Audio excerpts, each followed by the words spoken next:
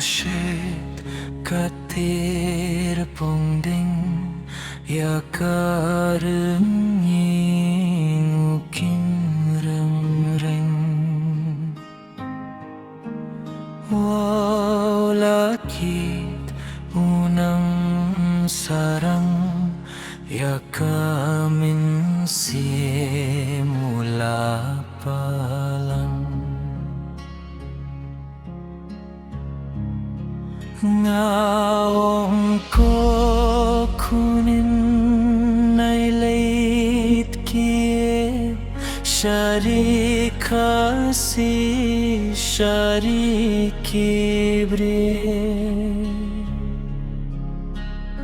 syong ko palari temritor bamda uka bamda uno ngin bamda ujanggeo jatang baro shiliur baro shitlang penban kenrem nangameklar marway hasway ngaja umat ngaong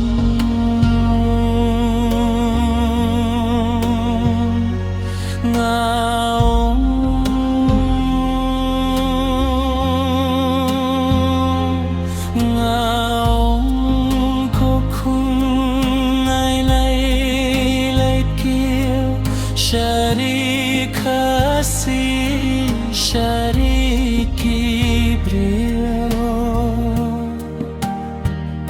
syungko palari temrito bamda uka bamda uno ngin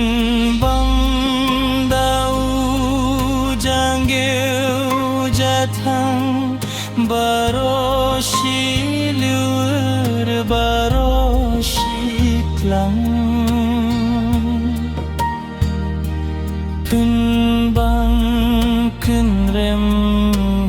ngameklag marwe hasway ngajaw mata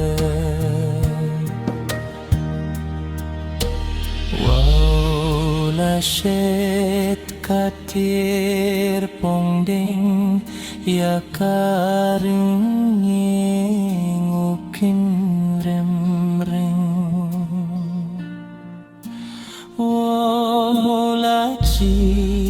unang sarang ya kamin simula